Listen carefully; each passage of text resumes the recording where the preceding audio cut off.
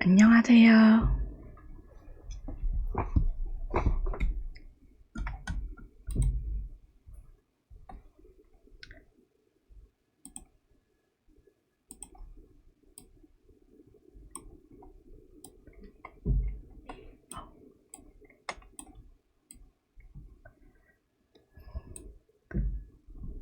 오늘은 미술사에 도움이 되는 역사와 철학 책들을 소개하려고 해요.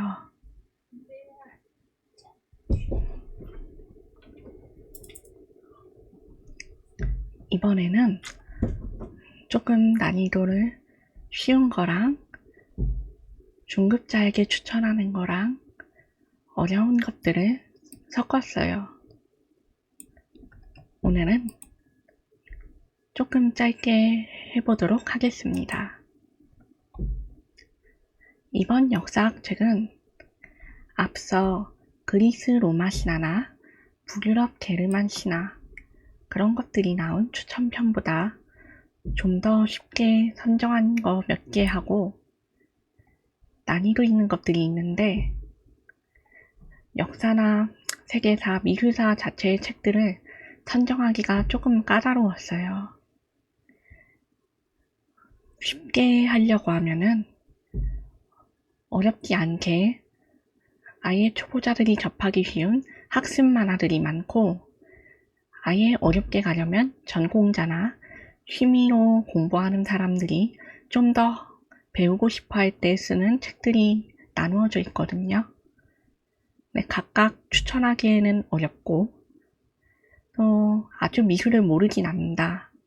하지만 좀 더 알고 싶다 하는 사람들이 어느 정도를 알고 있는지에 따라서 다르게 느끼는 점들이 많기 때문에 선정에 좀 난이도가 있습니다.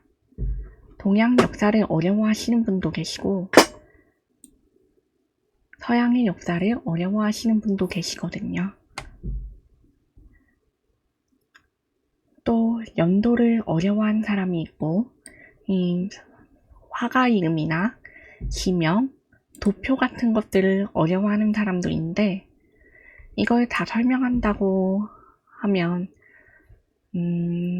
사실상 읽으실 분도 많지 않을 것 같고 어려우니까 제가 보기에 흥미있고 체계적으로 정리했다 싶은 책들을 위주로 골랐습니다. 이야기란 건 중요해요. 강의도 마찬가지거든요. 꼭 필요해서 보거나 듣고 싶은 수준이 정해져 있는 사람들이 있죠. 미술사나 타로처럼 정해진 주제와 수준이 있는 경우에는 공부하는 사람의 개별적인 상태가 다 다르기 때문에 쉬운 걸 보여드리면서 어려운 부분을 같이 말하는 게 좀 더 효과적으로 재밌습니다. 또 누구도 먼저 어려운 걸 처음부터 요구하진 않아요. 전공자가 아닌 이상 비전공자에게 그런 걸 요구하고 당연하다고 말할 순 없어요.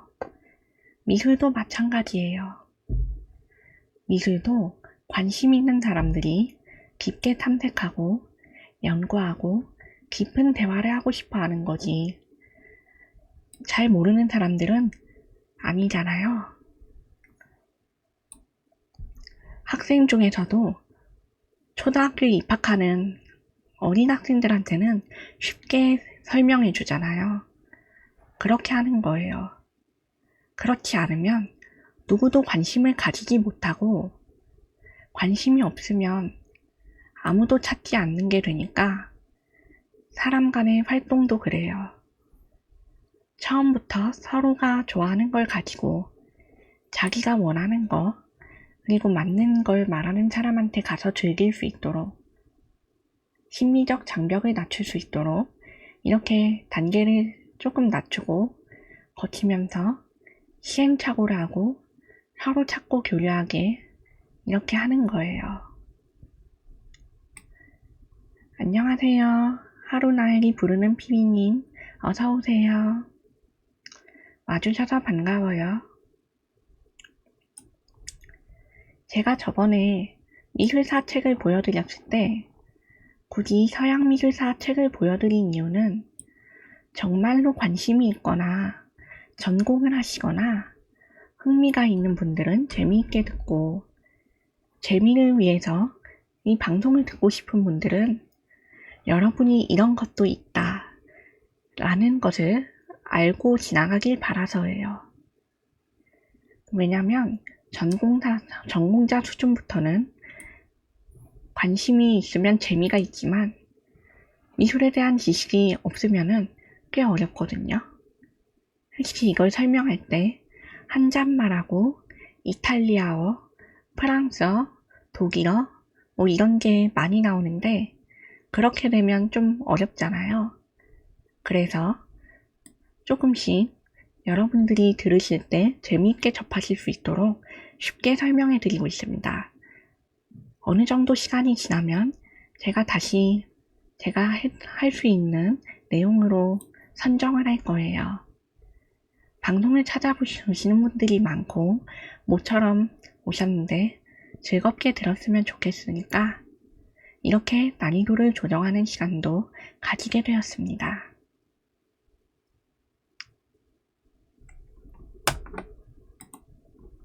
그래서 오늘의 지식도 간단한 상식이나 초보가 쉬워하는 그런 입문선에서 가르쳐드리고 알려드리는 내용이 많아요. 그 이상으로 들어가면 힘겨워하시기 때문에 적당하게 재밌고 무난해서 관심이 생길 것 같은 선으로만 알려드리겠습니다. 미술사 자체는 미술만 따로 볼 수 없어요. 그래서 역사랑 아주 오래된 관련이 있는 거라서 역사를 설명할 때 같이 나올 확률이 높습니다. 심지어는 신화학과, 고대 종교에서도 미술은 같이 동반되죠. 항상. 그래서 역사와 철학, 종교와 신화 이 분야에서 미술은 뗄래야 뗄 수 없고 떼어지지도 않습니다. 거의 사실상 영원히 함께해요. 철학은 좀 떼놓을 수도 있겠네요. 하지만 이 철학도 없으면 미술이 설명되지 않는 부분이 많기 때문에 우리는 이것을 필수로 배울 겁니다.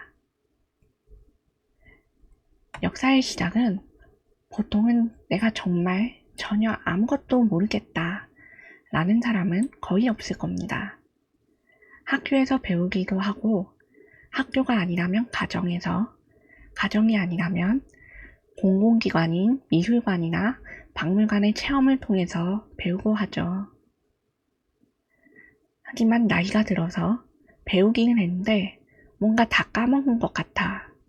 그런 사람들은 기존의 학습 만화를 정독해서 다시 자신이 배웠던 것을 돌아보시는 것을 추천드리고 있습니다. 아무리 세세하게 배웠다 해도 시간이 지나면 까먹기 마련이거든요. 공부로 깊게 하실 게 아니면 그렇게 간단하게 상기하면서 하는 게 재밌습니다. 아니면은 학원에 가는 것도 추천을 드리는데 이것도 역시 전문 과정을 가시는 분들이 대부분이니까 학원은 전공 루트를 타시는 분들이 아니면 말씀을 드리지 않고 있습니다. 미술이랑 더불어서 같이 하게 되는 역사는 어려운 학문이에요. 사람 특성상 어렵지 않은 사람도 있어요. 그렇지만 어릴 때부터 그런 직업을 가진 부모님 혹은 친척이 계시거나 관련한 사학을 배우는 집안이거나 그런 게 아니면 그냥 재미있게 배우기란 쉽지 않습니다. 그래서 필요한 것이 바로 이 이야기지요. 이야기가 없으면 누구도 실제 하는 역사를 학문이라는 개념 외에는 받아들일 수가 없게 됩니다. 그렇게 되면은 역사학은 역사의 학문이 아니라 그저 기록에 가까운 개념이 되는 거예요. 이 역사학에서 우리가 보통 역사를 배울 때는 충분한 실제하는 증거들과 근거를 추론을 할 수 있는 단서들을 가지고 학습을 합니다. 그래서 역사학, 사학뿐만 아니라 연계 전공으로 고고학이 있고 또 언어학, 한자 관련된 곳이 있고 박물관학, 미술관학 이것들이 한데 어우러져 있습니다. 그런데 이 사료와 기록된 자료들만이 올바른 역사라고 할 수 있진 않습니다.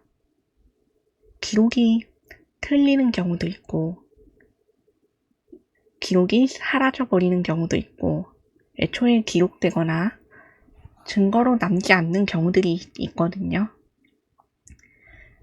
그래서 그 시대에 떠돌던 야사들하고 백성들 사이의 생활 풍경, 왕실의 이야기들, 그리고 공식적으로 기록된 사료들, 그 당시에 남은 생활상의 물건들, 전쟁 무기들, 미술적 작품들, 이런 것들이 모두 한데 어우러져서 비로소 역사가 됩니다.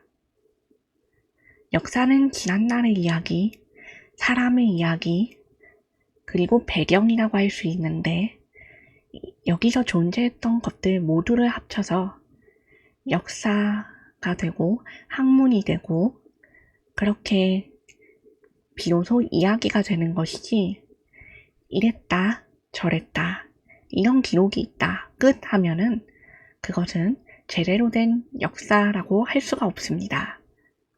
그래서 미술을 배울 때도 우리가 어떤 기법이 있었고 어떤 화가가 있었고 어떤 미술 작품이 있었고 이런 것만 배우는 게 아니라 역사와 어떤 인물이 어떤 행동을 했고 어떤 에피소드가 있었고 어떤 관계였고 이런 사람과 사람 간의 관계성, 정치성, 그리고 나라 간의 대립 이런 것들까지 함께 배우게 되는 겁니다.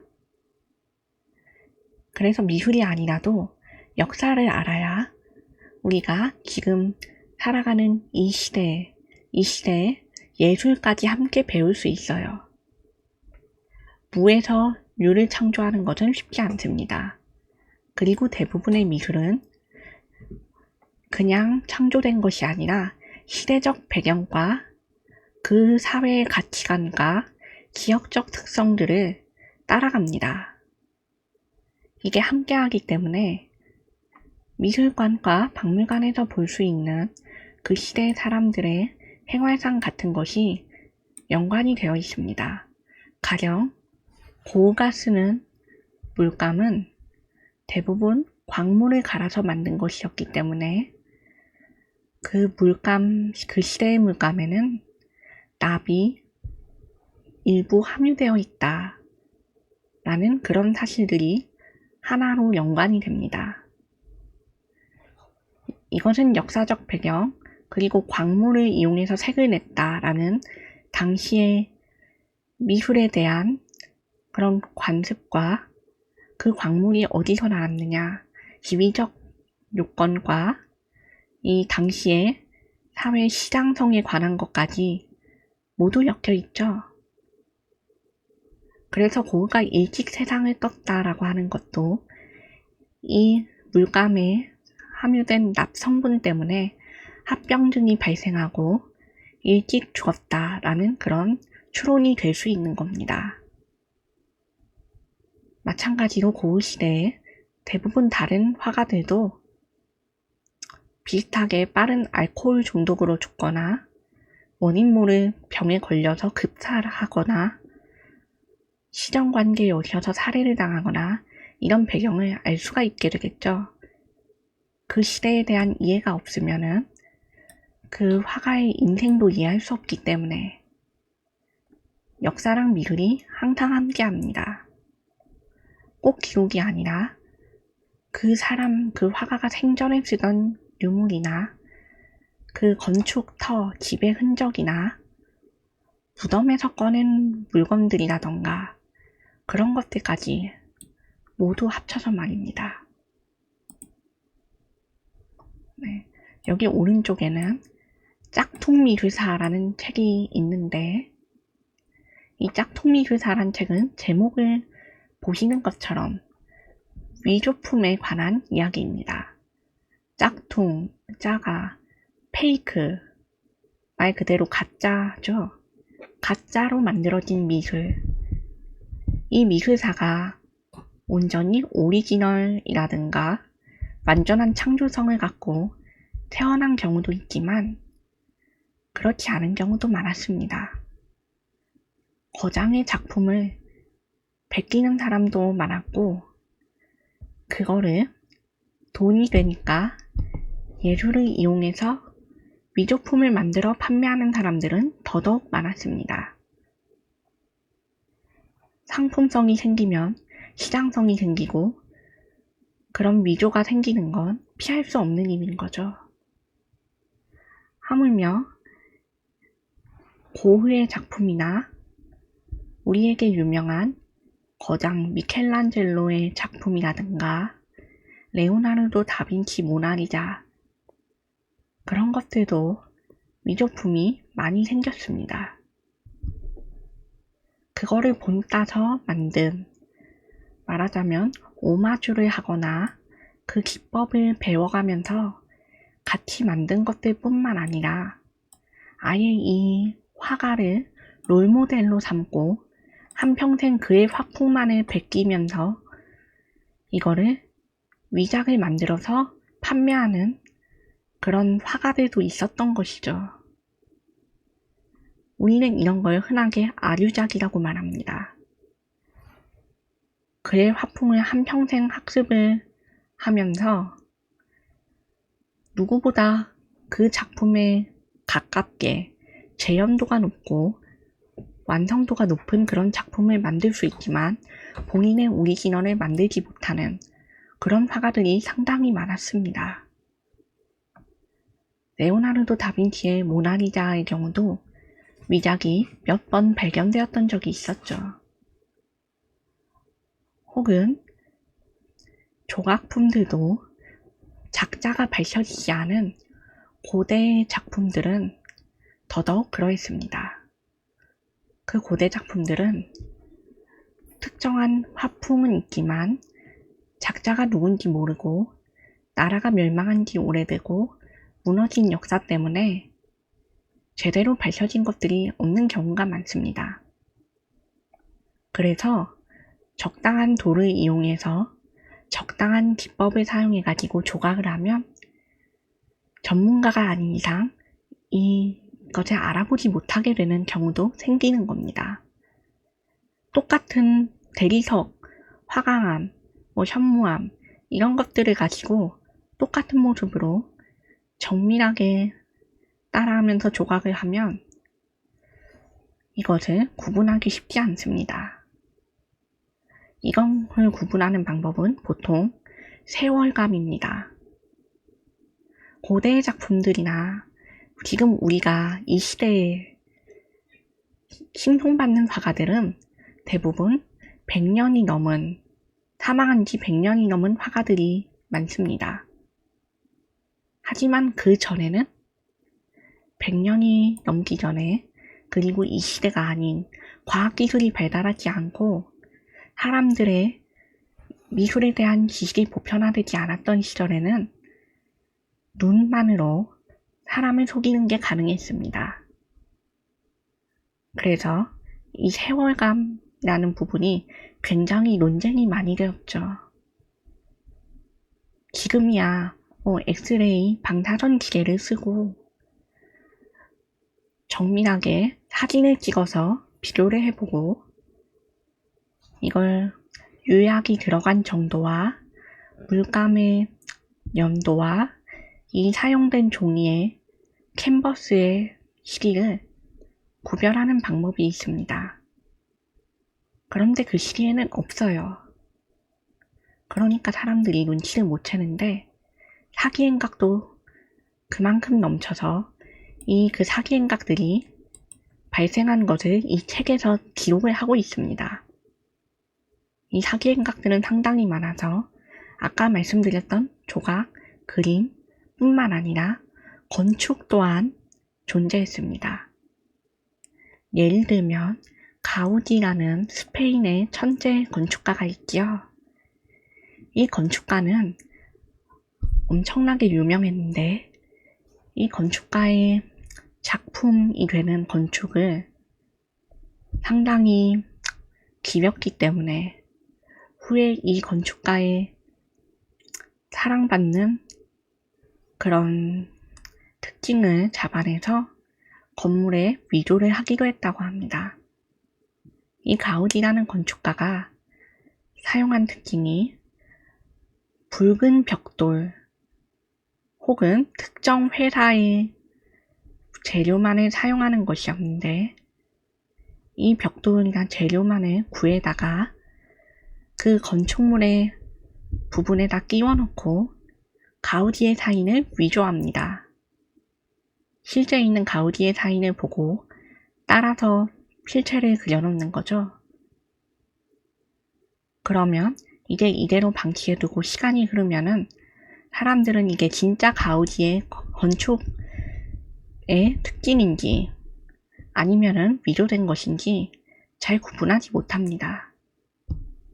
지금 구분할 수 있는 건 아까 말씀드렸듯이 과학 기술이 발달해서예요. 그 전에는 그런 게 없습니다.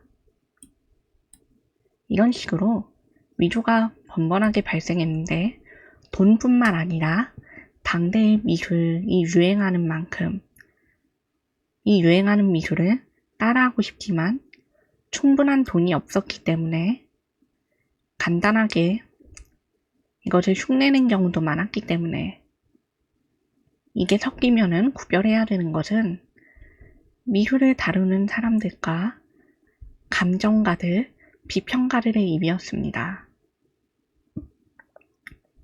그래서 화가로 활동한 지 오래된 사람들은 나이를 먹고 후에 좀 명성을 얻거나 거장이 되거나 한 경우에 이 작품들을 구별하는 역할을 했습니다. 이 작품들을 구별을 해야 대중들에게 공개를 할 수 있었거든요. 출처가 명확하지 않은 미술품들이 발굴되는 경우가 많은데 이 미술품들을 그대로 내놓았다가 나중에 이건 위작이다 라고 발표가 되어버리면서 작품의 가치가 급격하게 하락해버리는 경우도 많습니다. 그리고 이 작품의 가치가 하락을 하게 되면은 원래 화가에게 명성에 금이 가는 것은 물론이고 경매를 한 그 경매 회사와 소유주와 이전 소유주를 모두 합쳐서 금전적 분쟁이 발생하게 됩니다. 법적 소송으로 가는 거죠. 네, 그렇습니다. 그래서 이 위조 미술이 미술품의 역사에서도 상당히 중요하게 다루어져요. 이 법적 소송이 발생하고 그냥 서로의 싸움으로 끝나면 좋겠지만 이게 나중에는 유럽에서는 가문 간의 분쟁으로 발생하기도 합니다. 내가 가진 게 진짜다. 아니다. 내가 가진 게 진짜다. 이러면서 싸우기도 하고 싸우는 건 물론이고 서로의 작품이 가짜임을 증명하기 위해서 말하자면 여론전도 하고 그 당시 사회가 시끄러워지는 일이 빈번했기 때문에 이러한 위조 미술품에 경각심을 가지게 되면서 상당히 많은 연구가 이루어졌습니다.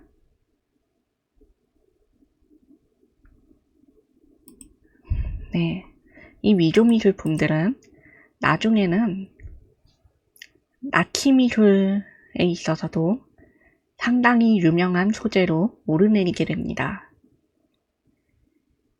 간단하게 말하자면 나치 또한 미술을 말하자면 숭상했거든요. 미술이라는 것은 지난 시간에도 설명했다시피 선전성이 있고 정치성이 있고 사회적 맥락이 얽혀있는 활동입니다. 도구이기도 하죠. 종교적으로도 생각해보면 쉽습니다. 신의 모습을 딴 석상을 만들고 예수님이 십자가에 매달린 모습을 조각하고 미켈란젤로의 피에타처럼 성모상을 만들고 그런 식으로 사람들에게 널리 알리기 위한 도구로 사용되면서 정치적 맥락이 함께하게 되었는데 이 나치 미술에서 정치적 맥락이 빠질 수가 없습니다. 당시에 히틀러가 화가 출신이라는 건 유명한 사실이죠. 화가를 기망했지만 미래를 떨어졌다는 그 이야기로도 유명하고 이 위조 미술이 어떻게 얽히게 됐냐면 히틀러가 비록 미래에 떨어졌지만 미술을 굉장히 사랑했고 그걸 사랑하다 못해 광적으로 집착을 했기 때문에 이 미술품들에 굉장히 흥미가 있었다고 합니다. 그래서 이것들을 나치당 그리고 자신에게 있는 재산으로 이 미술품들을 사들였죠. 사들인 이유는 자기의 수집 욕구, 소장 욕구 그런 것도 있겠지만 이 미술품들을 가지고 역시 선전을 하기 위해서입니다. 유명하고 아름답고 비싸고 이런 작품들은 가진 사람을 돋보이게 해주는 효과도 있지만 그만큼의 설득력을 가지기도 합니다. 정치적 맥락이 있다고 아까 말씀드렸잖아요. 그러면 이렇게 좋은 작품을 가지고 이것을 사상에 이용을 할 수 있다 인 겁니다. 나의 정치적인 정당성과 나의 예를 들면 철학적 사상, 사회혁명, 운동에서 나의 주장에 정당성 힘을 실기 위해서 작품을 이용을 합니다. 예술가들이 직접 자신의 사상을 담은 작품을 만들어서 선전을 하기도 하는데 이걸 그냥 구매한 사람도 똑같이 이용할 수 있는 겁니다. 자기가 그 화가의 사상에 동조를 하는 경우도 있고 아예 나치 미술처럼 이렇게 전혀 다른 별개의 작품을 가져다가 선전물로 이용을 하는 경우가 있는데 히틀러는 여기서 후자의 방법을 택한 것이고요. 여기서 유명한 에피소드가 아까 위조 미술이 유명하다고 말씀을 드렸는데 이 히틀러가 위조 미술품들을 대량으로 구입했다는 사실이 밝혀집니다. 그런데 이걸 위조 미술인 줄 알았느냐? 아닙니다. 히틀러도 이 미술품들이 위조인 것을 몰랐던 거예요. 이 나치가 당시에 이 선전을 위해서 미술품들을 구매를 했는데 돈이 어디서 나오겠습니까?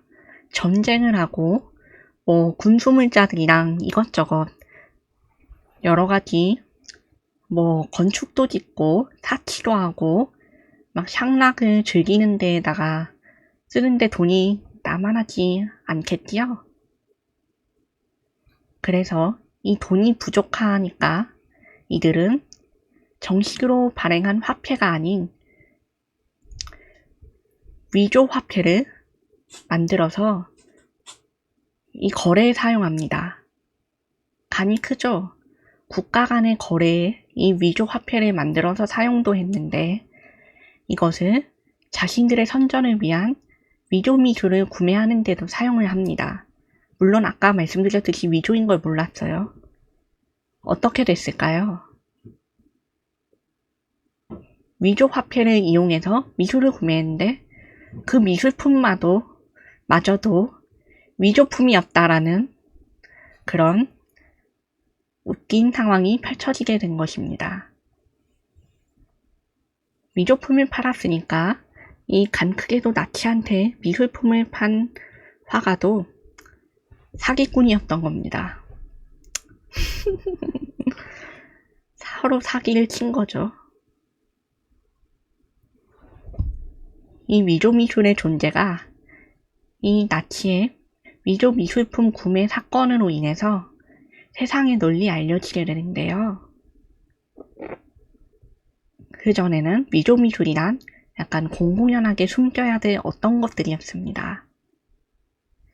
뭐 미술계에서야 이거를 밝혀야 하니까 위원을 두고 감정기관을 두고 이렇게 진행을 하지만 일반 대중들은 그런 거 사실 잘 모르거든요. 근데 이 나치로 인해서 위조 미술이라는 카테고리, 하나의 장르가 세상에 알려지게 된 겁니다.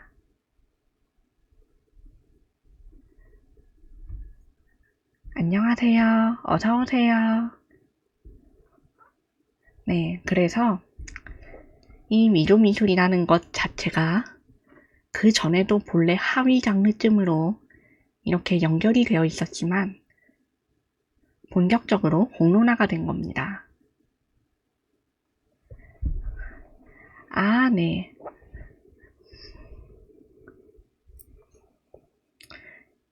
강의를 하면서 적어 놓으시면 천천히 말씀을 드릴게요. 네. 그래서 이 위조 미술이라는 거는 현대에는 아예 공공연하게 뭐 한국에서는 한국미술감정위원회 이런 것들이 따로 설립이 되어 있고 해외에서도 마찬가지로 기관들이 설립이 되어 있습니다. 이런 기관들의 감정 비평을 받고 현재 이 작품은 진짜가 맞다라는 감정서를 받으면 그제서야 비로소 이 미술품의 가치를 인정받고 정식으로 판매가 하기 쉽도록 시장이 형성이 되어 있습니다. 네, 저번 시간에 추천을 드렸었어요. 네. 이 절차를 거치지 않으면 현재에는 이 미술품을 출처가 알 수 없는 것들, 그리고 암시장에 있던 것, 그런 인식으로들 취급을 합니다. 작가의 공공연한 현대예술은 그래서 작가의 공공연한 내 작품이다라는 선언과 편지와 그리고 거기에 같이 등본되는 증명서를 아예 따로 만들어 두죠. 그거를 지금은 받아놓기 때문에 문제가 없지만 옛날 작품이나 고대 작품들은 이런 것이 없기 때문에 현재에도 논쟁거리가 많습니다. 과학기술로 판명을 한다고 아까 말씀을 드렸는데 이 판명이 오류가 발생하기도 하고 탄소 연대 측정 기술을 사용해서 조각의 경우에는 거의 대부분 정확하다는 평을 받고 있지만 그림의 경우에는 이게 판별이 쉽지 않습니다. 그림이란 게 당시에 캔버스를 이용해서 그리는 경우가 많은데 이 캔버스에 연도하고 캔버스 위에 그려진 물감에 연도하고 그리고 이 캔버스에 사용된 감싸는 천 그리고 그림을 두르고 있는 액자의 틀 그리고 캔버스 아래를 받치고 있는 나무까지 서로 연대가 다르게 측정될 수 있습니다. 동일 시대에 만들어진 것이면 동일하게 측정되는 경우도 많은데 문제는 이 탄소연대 측정 기술이 이 물체의 보관 상태, 보존 방식에 큰 영향을 받기 때문에 이것을 잘 보관했다면 측정에 문제가 없지만 아무데나 놓여져 있었다거나 습기가 많은 환경에 있었다거나 그렇게 되면은 이 측정에 오류가 발생하기도 합니다. 그래서 이 탄소연대 측정으로 진위를 판별하는 것은 논란이 많아요. 과학기술이 좀 더 발전을 하면 이 측정에 좀 더 근거가 실리겠지만 현재로서는 이게 가장 널리 알려지고 정확한 방법으로 사용이 되고 있습니다. 나무 같은 경우에 측정이 쉽지 않은 것이지 광물이나 조각에 관해서는 꽤 정확도를 보이거든요. 이 물감 같은 것도 같이 측정을 하기 때문에 생각보다 쉽게 되는 경우도 있긴 합니다. 예를 들어 위조미술가가 이 캔버스 위에다가 그림을 그렸는데 캔버스는 위조미술의 원본 화가가 사용하던 100년 전에 캔버스를 그대로 갖다 쓴 건데 물감까지는 재현을 할 수가 없어서 그 시대에 섞여 나오는 성분이 없는 현재의 물감을 거기다가 발랐다면 이것은 위조 미술품으로 추정이 되는 것이죠. 그렇기 때문에 이렇게 서로 따로따로 연대 측정이 되는 것에 장점이 되는 경우도 있습니다. 물론 도자기의 경우에는 이 방법이 상당히 비효율적이긴 해요. 흙이 한번 구워지면서 바뀌기도 하고 가열하면 성분이 변화하기 때문에 상당히 난해합니다. 특정 지역에서만 나는, 예를 들면 일본 지역에서만 나는 흙과 중국 지역에서만 나는 흙이 서로 다른 성분이 함유되었기 때문에 이런 경우에는 구분이 쉽겠죠. 그런데 예를 들면 나리타의 장인이 만든 도자기와 홋카이도에서 만든 도자기가 서로 구분이 가느냐? 이건 좀 어렵습니다. 산에 있는 흙을 갖다가 만들면은 비슷한 연대로 측정이 되거든요.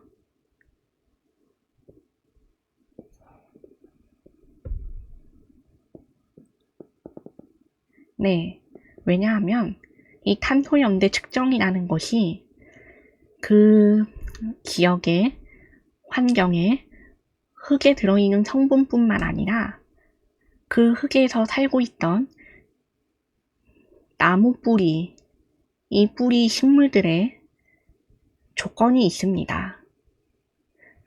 예를 들면 아까 일본으로 말씀드리면 나리타 지역의 흙과 홋카이도의 흙이 서로 비슷하게 나온다고 말씀을 드렸잖아요.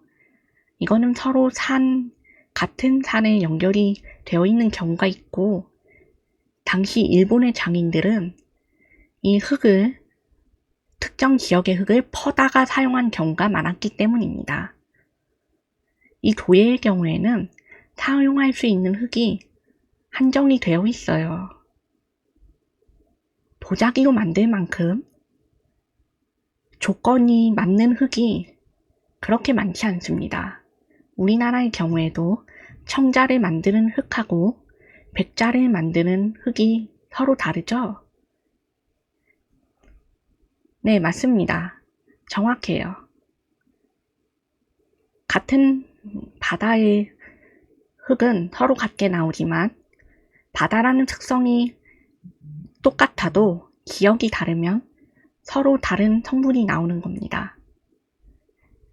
같은 바다여도 우리나라에 그쵸, 그 일반 갯벌 지역하고 저기 뻘이 있는 보령, 가령, 머드트 축제가 열리는 지역하고는 서로 성분이 다르죠.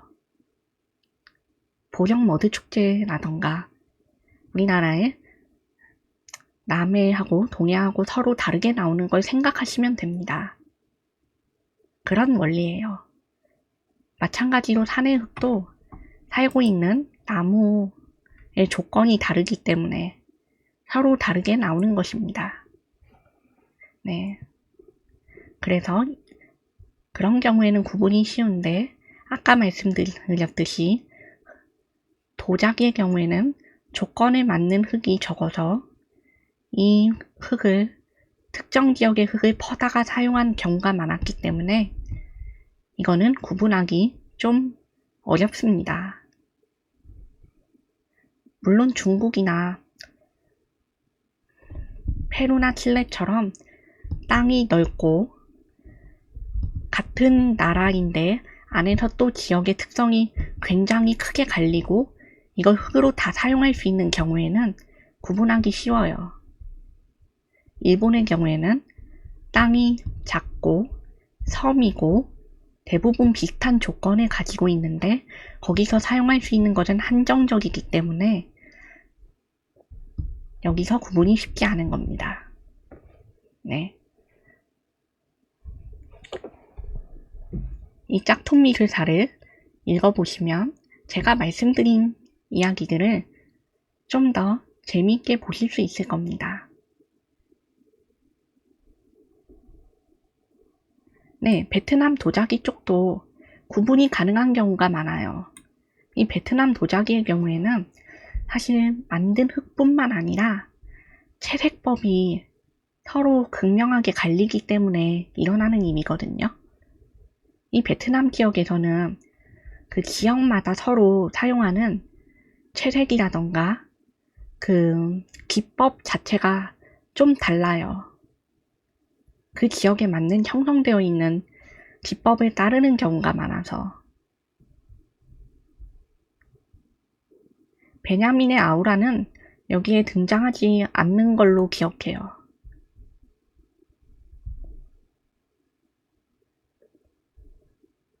그거는 따로 다른 책을 찾아보셔야 할 거예요. 네. 그쵸. 같은 동아시아 한자 문화권이라고 하더라도 서로 다른 고유의 독자적 문화가 있잖아요. 그러면 그 같은 기법을 사용했다가도 갈라져서 나오거든요. 우리나라도 예를 들면 이 불교 미술을 좀 예로 들어볼까요? 이 불교라는 게 우리나라에만 있는 게 아니고 중국에도 있고 일본에도 있고 저기 원산지라고 추정이 되는 인도에도 있고 저기 베트남에도 있고 태국에도 있고 여러 가지 많잖아요. 그런데 서로 다르게 만들어지죠. 같은 주제로, 같은 불상, 같은 조각, 같은 보살의 조각을 해도 서로 다른 재질을 가지고 다른 채색을 합니다. 맞아요. 종파에 따라서 갈리는 경우도 많고 이 채색법이라는 게 특정한 색깔을 사용하는 것을 추구하는 그런 양식도 있거든요. 네, 맞아요. 실제 사례만을 중심으로 엮은 책들입니다. 물론 원형에 대한 논의도 있기는 하는데 이거는 좀 미술에 대해 잘 모르는 분들도 쉽게 읽을 수 있게 한 것이라서 그런지 개념적으로는 좀 쉽게 설명이 되어 있어요. 그래서 이 짝퉁 미술사는 미술에 관심이 있는데 개념을 어려운 것을 잘 모르시는 분들은 재밌게 읽을 수 있고 좀 더 어렵게 읽고 싶으신 분들에게는 아예 이 짝퉁 미술사 뿐만 아니라 여기에 세계사 책을 같이 읽어보시는 걸 권하고 있어요. 위조 미술도 서양 미술도 있지만 동양에도 위조가 당연히 있었기 때문에 이거를 알고 싶으면은 동양 미술사 책을 읽는 게 좋습니다. 이 짝퉁 미술사라는 게 서양 미술을 중심으로 이렇게 해설을 해놨거든요. 그래서 이게 전체 이야기가 다 실려있지는 않더라고요.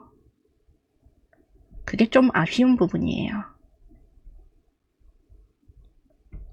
아, 네. 거리가 먼 쪽의 미술, 건축 미술은 제가 주로 동양 미술을 알고 있고 서양의 건축에는 고대 건축하고 약간 신전 건축하고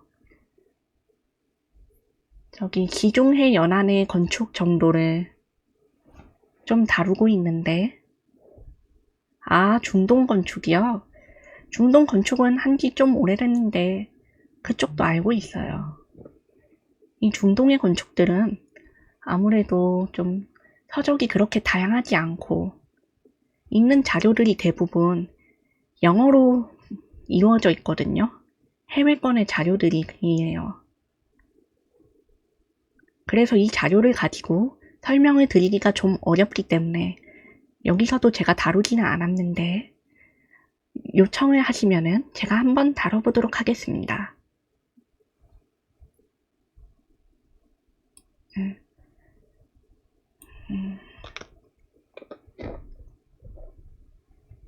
중국 미술 또 동양 미술사를 좀 배우신다면은 함께 들어보시는 걸 추천해요. 이 중국 미술이 아까 말한 불교 미술도 있고 중국 특유의 사당이라던가 이 절을 짓는 건축에도 기법이 있거든요. 이게 우리나라랑 좀 다르기 때문에 건축 미술에 관심이 있다면 이쪽도 추천을 드립니다. 채색법도 있고 이 중국 거는 벽화가 있거든요. 이 절뿐만 아니라 좀 예를 들면 관우사당 같은데 유명한 중국에서 사람들이 많은 그런 사당을 가보시면 거기에 그림이 다 그려져 있거든요. 이 그림이란 게 중국 미술의 한 부분입니다. 종교화로 분류가 되기도 하는데 이거를 건축미술로도 같이 분류를 하기 때문에 지붕이나 여기 기둥의 끝에 장식하는 조각을 따로 해놓거든요. 한번 중국미술도 건축미술에 관심이 있으면 보시는 걸 추천드려요. 우리나라도 경복궁 같은 거를 보시면 이렇게 수호신 조각들을 따로 해놓고 해태를 설치하듯이 중국도 그렇습니다.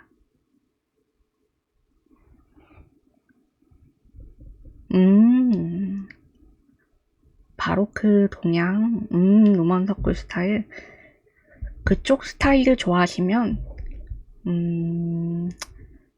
중국보다는 베트남이나 태국 쪽을 보시는 게 좋을 것 같아요. 태국 건축도 생각보다 볼만하거든요. 이 태국은 조각이 많아요. 네, 불상, 사원, 왕실 건축을 중심으로 하는 경우가 많지만 이 태국의 건축은 조각하고 우리나라나 중국이나 일본이 벽화 미술이 좀 발생을 했다면 그쪽은 조각을 아예 벽에 새겨요.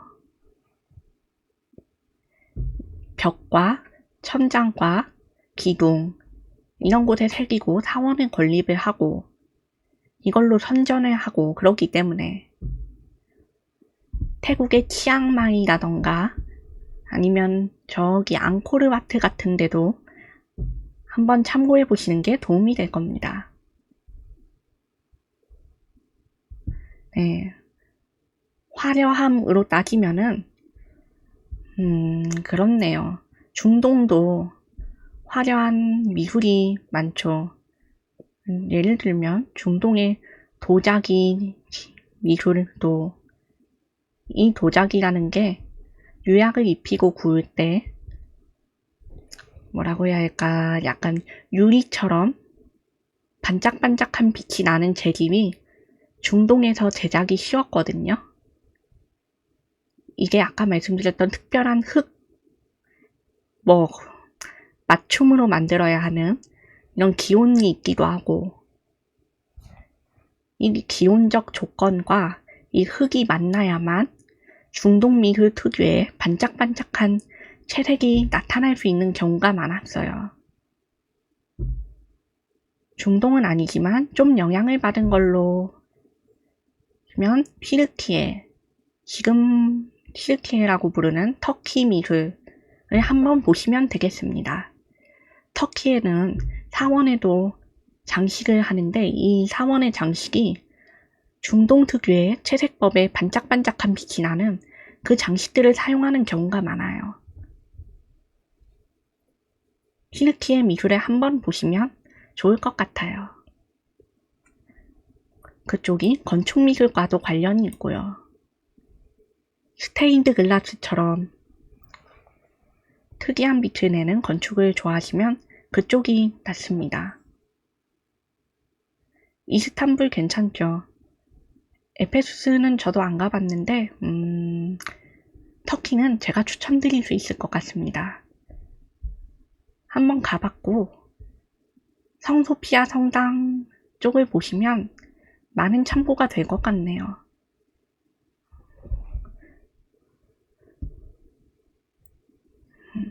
그리고 중동 미술을 좋아하시면 건축도 좋고 뭐라고 해야 될까, 우리가 카페트라고 부르는 장식들이 중동에서는 흔하게 사용이 되거든요.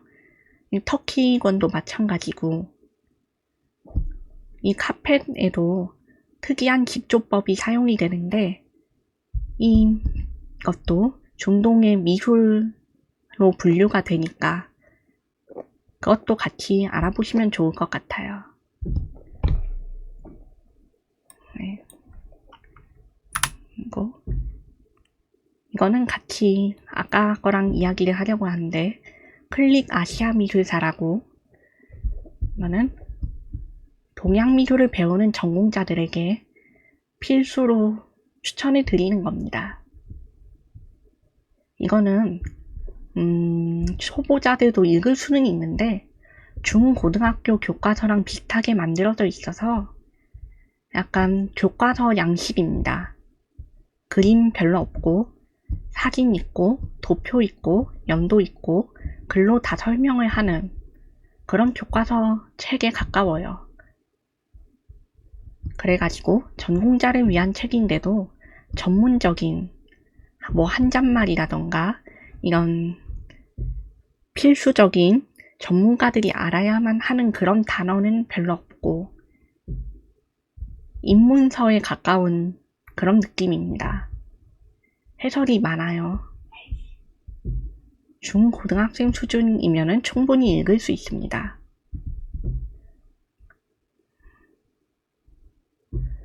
좀 더 어려운 예술이면은 중국 불교 미술하고 한국 근현대 미술사를 함께 읽어보시는 게 좋은데, 이 불교 쪽 예술이 한국은 고려에서 조선 초 정도까지 발달을 많이 하고 그 뒤에는 건축보다는 불상과 조각 위주로 발전을 하고 근현대에 이르러서 이 절들이 많이 있던 게 남북 분단하고 여러 전쟁들, 그리고 그 전에 좀 더 가까이 가면 임진왜란 같은 거를 겪으면서 많이 불타서 사라졌거든요. 그래서 한국의 불교 건축 예술은 자료가 그렇게 많이 남지 않았어요. 그래도 이거는 연구하시는 분들이 많아서 리스라고 하는 논문 사이트에 들어가시면 불교 예술을 치면은 학자분들이 연구하신 거를 볼 수 있습니다. 네, 예쁜 데는 많은데 이거를 좀 체계적으로 공부를 하고 싶으시면 그 자료를 달라고 하면 사실 그 절에 계신 분들도 모르시는 경우가 많아요. 주지 스님 정도가 많이 알고 계시고, 그 미술에 대해서 좀 알고 싶으시면 오래 계셨던 분, 주지 스님하고 그 바로 아래에 계신 스님 정도가 많은 도움을 받을 수 있고, 그 외에는 학자분들께 가는 게 도움이 됩니다. 아니면 이 절들은 대부분 근처에 박물관을 하나씩 두고 있으니까 그 박물관에게 절에 대해 물어보는 게 좋습니다. 지역의 종교시설이다 보니 같이 이 유물들을 서로 관리하는 경우가 많거든요. 그래서 협업을 하는데, 만약 특정 지역에 절에 갔는데 근처에 박물관이 있다면 가서 물어보시면 생각보다 많은 걸 알려주세요. 거기서 책을 나눠주시기도 하고요.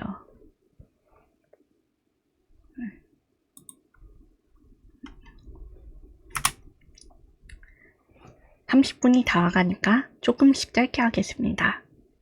이 사상으로 읽는 동아시아의 미술, 이것도 제가 강하게 추천드리는 거예요.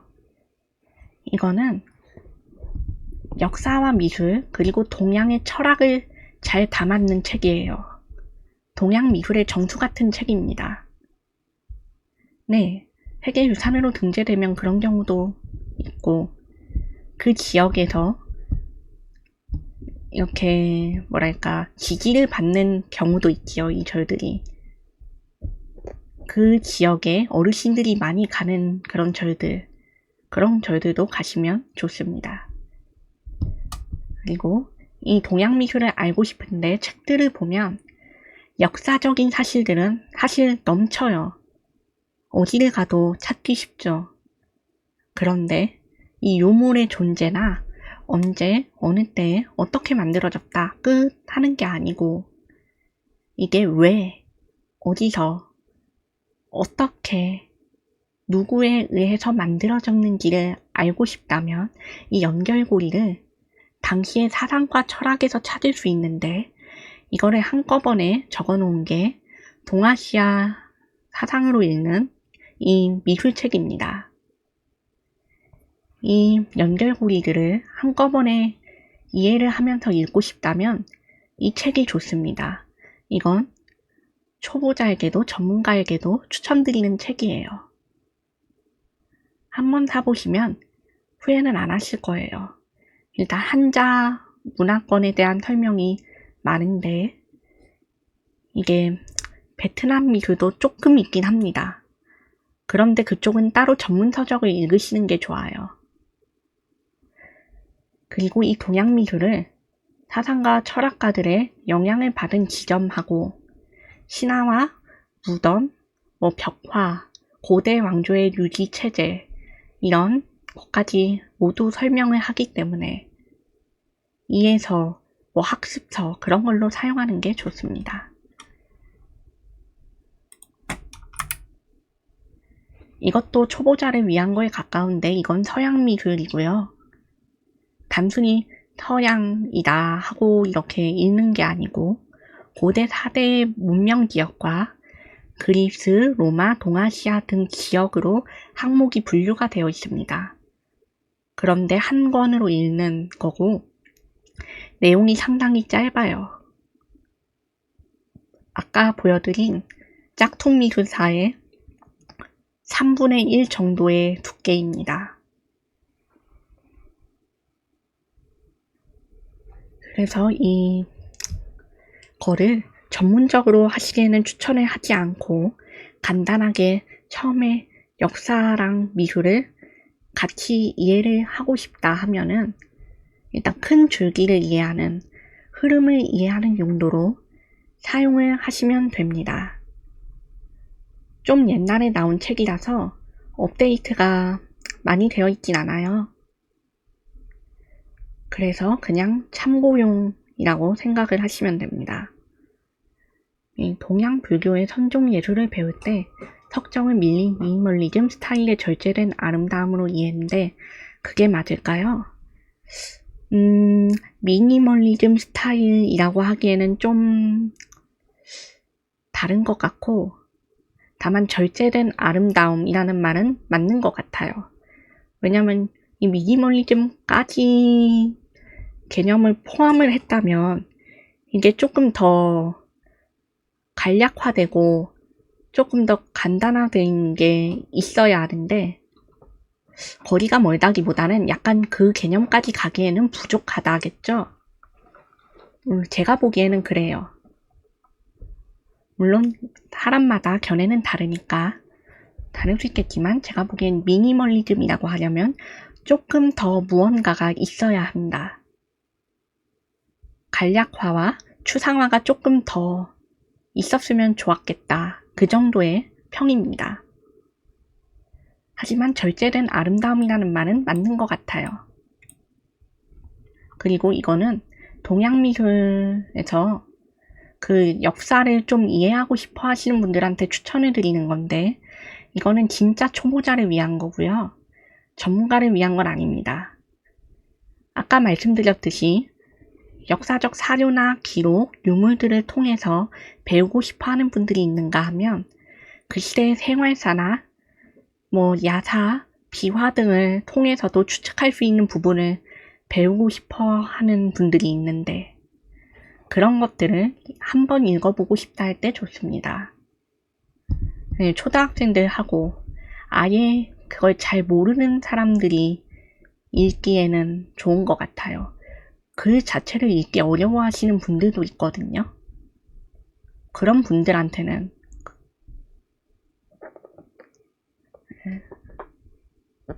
보물찾기 시리즈도 여기 제가 추천으로 해놓았어요.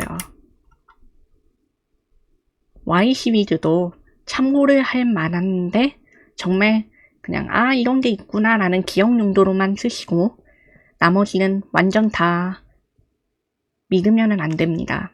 Y도 오류가 좀 있기 때문에 이거를 검수를 하시는 건지 아니면은 했는데 그렇게 나오는 건지는 모르겠지만 Y 시리즈는 그냥 간단하게 겉핥기로 생각을 하시고 이 중국에서 보물찾기 시리즈 중에서 추천을 드리는데 이게 가장 건축과 미술에 대해 대놓고 나옵니다.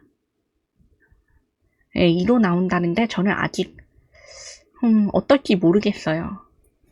요즘 나온 것들은 이야기 자체보다는 이 역사적 배경하고 미술품들에 대해 더 많이 나오는 것 같은데 이 미술이라는 주제로 하고 싶으시면 중국에서 보물찾기하고 인도에서 보물찾기 그리고 독일 정도로 저는 3개로 모아서 추천을 드려요. 그쵸. 초등학생용 학습 만화들은 좀 더 간단하게 쉽고 재미있게가 목적이라서 완전 초보자분들은 이런 걸 좋아하시는데 오류가 있어요, 이게. 이 오류를 좀 많이 배우시고 이런 걸 깊게 공부하고 싶어 하는 사람들한테는 추천을 드릴 수가 없거든요. 그래서 이거를 정말 초보자 분들에게만 추천하는 이유입니다. 재미있고 컨텐츠로서는 꽤 쓸만하지만 오류가 너무 많다. 이 검수를 제가 하나하나 다 짚어서 설명해 드릴 수도 없기 때문에 이것들은 그저 참고용으로만 보시기를 당부하는 바입니다. 그치요? 네, 그래서 이번 참고하는 책들은 이렇게 끝이 나는데요. 이번에는 좀 깊게 공부하시는 분들도 오시고 했으니까 나지도 있는 것들로 좀 다음에 들고 오도록 하겠습니다. 제가 지금까지 추천해드린 게 이 방송을 보시는 분들이 초보분들이 좀 계시고 아예 이해를 하지 못하시는 분들도 계셔서 이거를 제가 조금 흥미를 가지실 수 있도록 이렇게 목록을 추린 거거든요. 이제 어느 정도 제가 1주일, 2주일 정도 잡고 이렇게 설명을 드렸고 앞으로도 방송을 할 예정이니까 난이도를 좀 맞추는 작업은 여기서 이제 끝내고 좀 제가 할 수 있는 상식선의 것들로 들고 오도록 하겠습니다. 네. 저는 역사문화학하고 미술사학을 전공하고 있습니다.